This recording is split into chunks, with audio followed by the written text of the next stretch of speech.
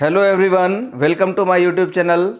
पिछले वीडियो में हम बीजीय व्यंजकों को जोड़ना और घटाना सीखे थे और आज हम सीखने वाले हैं बीजीय व्यंजकों को गुणा कैसे करते हैं।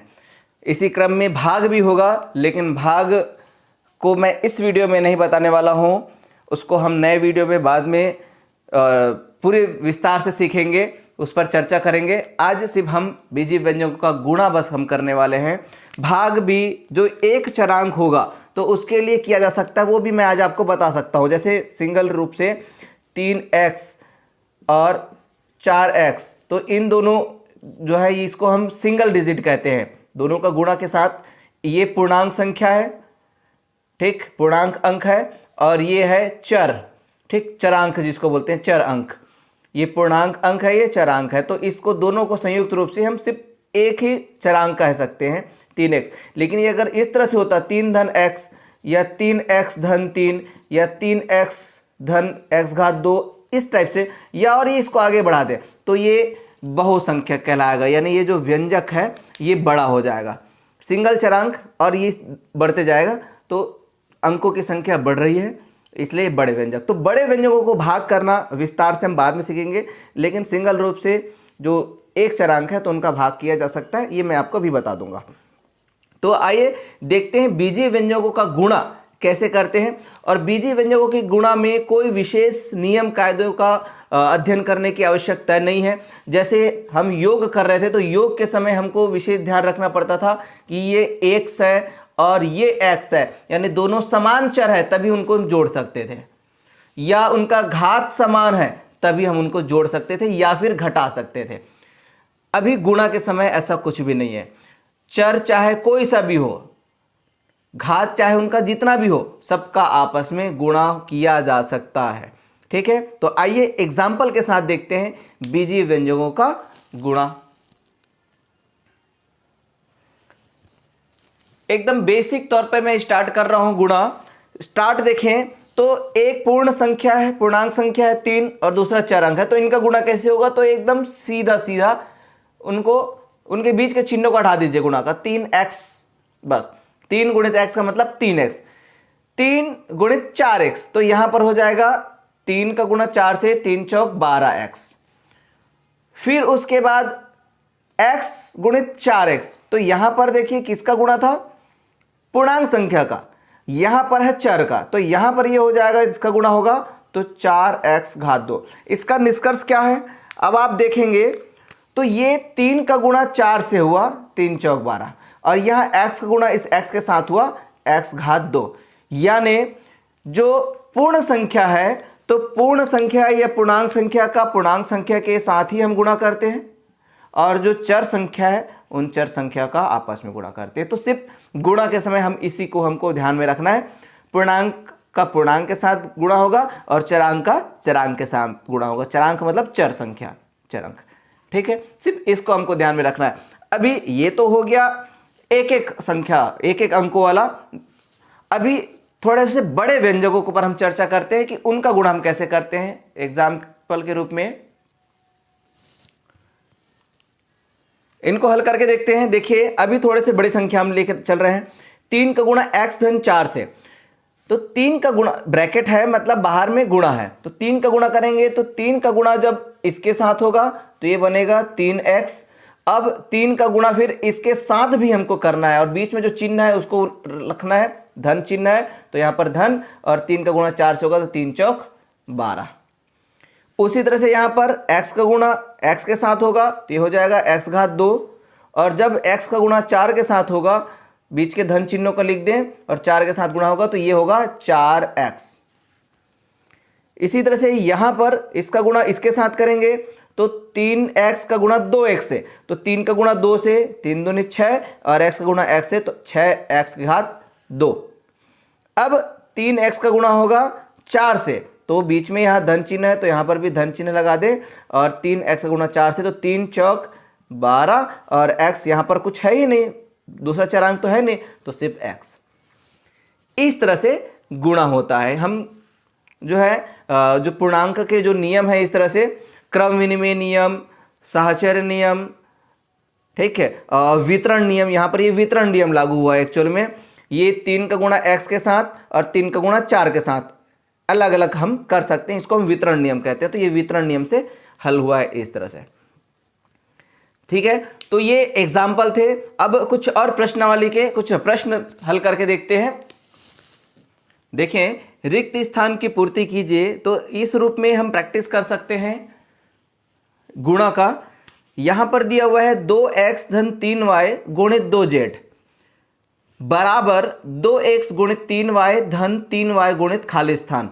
तो मैं पहले ही बताया हूं, गुणा के टाइम सबका गुणा सबके साथ होता है। तो जैसे यहां पर 2z जो सिंगल वाला है, तो इस 2z का गुणा इस 2x के साथ भी होगा और इस 2z का गुणा इस 3y के साथ भी होगा। तो ये हो गया 2x का गुणा 2z के साथ, तो 3y का गुणा होना चाहिए 2z के साथ, लेकिन यहां पर सिर्फ 3y लिखा है। तो एकदम स्पष्ट है, हमको सिर्फ यहां पर लिखना है 2z।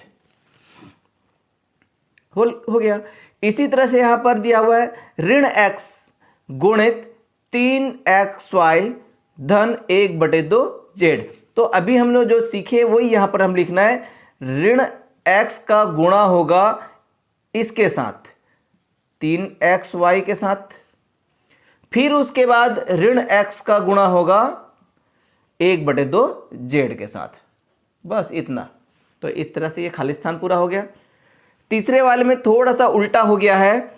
यहां खाली स्थान धन 7y घात 2 में गुणा हुआ है ऋण z के घात 3 का, और आंसर दे दिया है 5x गुणित ऋण z के घात 3। ऋण z के घात 3 का गुणा हमको करना था, और यहां पर 7y घात 2 धन ऋण z के घात 3। तो 7y घात 2 ऋण z के घात 3 हुआ है।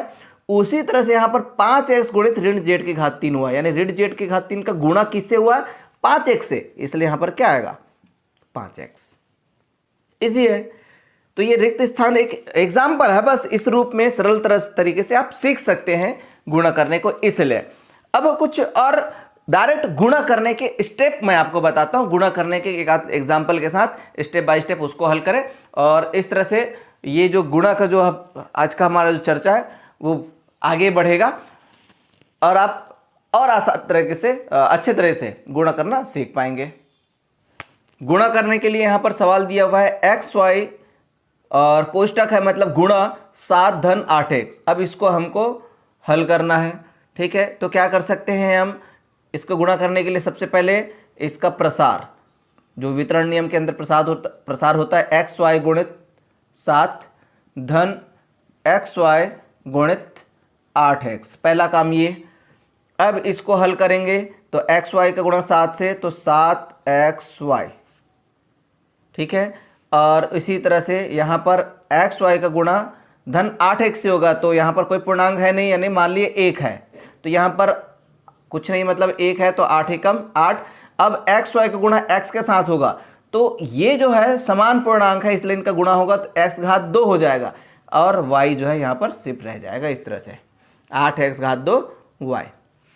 इसको और आगे कोई प्रसार नहीं कर सकते, तो इतना ही ये जो है आंसर है। ठीक है, इसी तरह से यहाँ पर 1/2m m के घात 3 धन 3/2n, इसको हमको हल करना है। तो यहाँ पर फिर से वही काम करेंगे। सबसे पहले प्रसार कर देंगे, 1/2m का गुणा होगा m के घात 3 से, और धन फिर से 1/2m का गुणा होगा 3/2n के साथ। तो हल कर देंगे। यहाँ पर 1/2 और कोई यहाँ इसमें कोई पूर्णांक संख्या नहीं है, यानी 1 है, तो 1/2 एकम 1/2। m का गुणा m के घात 3 से होगा, तो हम जानते हैं घातांक के नियम से यहाँ पर आधार समान है तो घात क्या हो जाता है? जुड़ जाता है। 1 और 3 हो जाएगा 4।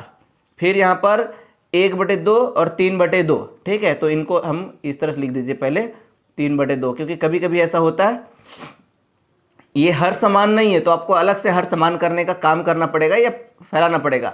इसलिए डायरेक्ट गुणा नहीं करके हम इस तरह से कर सकते हैं, m का गुणा n से, तो m और n, बस सिर्फ इस तरह से, क्योंकि दोनों अलग अलग है तो उनका घात वगैरह तो बढ़ेगा नहीं। अगली लाइन में 1/2 m के घात 4 धन, अब इसको हम गुणा कर सकते हैं। गुणा करने का तरीका ऊपर का ऊपर नीचे का नीचे, 3 एकम 3 और 2 दूनी 4 m n। अच्छा, इसमें जोड़ना रहता तब हम हर समान करते, गुणा है तो कोई हर समान करने की जरूरत तो नहीं है। लेकिन कई बार हो सकता है बड़ी संख्या है तो तुरंत हम परिमेय संख्या को, भिन्न संख्या को हल नहीं कर पा रहे हैं, इसलिए हम ये लाइन एक्स्ट्रा बढ़ा सकते हैं। बाकी आपकी मर्जी, आप तुरंत भी तत्काल भी हल कर लें। ये इस तरह से गुणा करने के लिए 2 एग्जाम्पल हम ले लिए। एक और सवाल लेते हैं और वो हमारा आखिरी एग्जाम्पल होगा, जिसके साथ हम इस वीडियो का अंत करेंगे। इसमें आप देखें तो ये प्रश्न बाकी प्रश्न से अलग है। क्यों? क्योंकि इसमें दोनों संख्या जो है एक से अधिक पद वाला है। ठीक है, तो अब हम क्या करेंगे, ये मैं एग्जाम्पल के इसलिए बता रहा हूं क्योंकि इस प्रकार के गुणा करने का भी अनुभव आपको होना चाहिए। तो कोई भी एक साइड से हम दोनों का गुणा दोनों से करेंगे। जैसे मान लिया हम यहाँ x घात 2 का गुणा करते हैं, तो इस x घात 2 का गुणा 3y धन 4y घात 2 दोनों से करेंगे। और फिर यहाँ पर जो दूसरी संख्या है x y, इसका गुणा 3y धन 4y घात 2 दोनों से करेंगे। तो इसका प्रसार हम इसलिए अलग से पहले कर दिए। अब यहाँ पर वितरण नियम लागू होगा। तो वितरण नियम ये भी था हालांकि। अब x घात 2, क्योंकि हम 1 को कॉमन मान के चले थे, x घात 2 का गुणा होगा 3y से, फिर x घात 2 का गुणा होगा 4y घात 2 से, यहाँ पर xy का गुणा होगा 3y से, फिर xy का गुणा होगा 4y स्क्वायर से।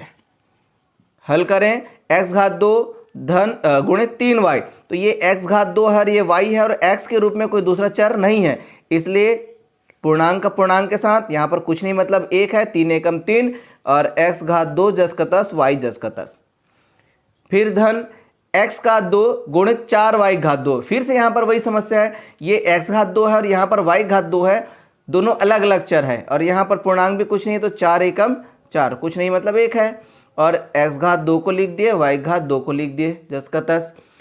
अब यहाँ पर हल करें तो ये xy है और ये 3y है, दोनों का गुणा हो रहा है, तो पूर्णांक में तो 3 एकम 3 आ जाएगा। x y, यहाँ x नहीं है तो x जस के तस, लेकिन ये y है और यहाँ y है तो y 2 बार आ गया, यानी y का गुणा होगा तो घात जो है वो जुड़ जाएंगे, यहाँ घात 1 है, यहाँ घात 1 है, तो y घात 2। फिर से यहाँ पर क्या हो जाएगा, एक्स वाई गुणित 4y घात 2, पूर्णांक यहाँ पर कुछ नहीं मतलब 1 है, तो 4 एकम 4 पहले कर लिए। अब उसके बाद देखें तो ये x, क्योंकि इधर कुछ नहीं है, x नहीं है तो सिंगल x यहाँ रह जाएगा, y यहाँ पर है तो यहाँ पर भी है और यहाँ पर घात 1 है, यहाँ पर घात 2 है, तो y घात 1 और 2 जुड़ के क्या हो जाएगा 3। अब अगर कहीं पर सेम है तो हम उनको जोड़े घटा सकते हैं, इसको भी मैं आपको बता रहा हूँ, इसको और आप हल कर सकते हैं। जैसे कि ये वाला सेम चीज़ x घात 2y कहीं पर मिलता तो हम जोड़ देते, लेकिन यहाँ पर ऐसा नहीं है, x घात 2y है तो यहाँ y घात 2x है, इसलिए आपस में नहीं जोड़ेगा।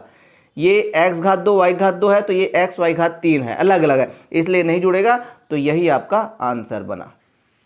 अगर इसमें से कोई भी पद सेम चर के साथ होता, सेम चर मतलब x घात 2y दूसरे में होता या x घात 2 y घात 2 किसी और में होता, तो उनको हम आपस में जोड़ सकते हैं या घटा सकते हैं, जैसे भी रहे।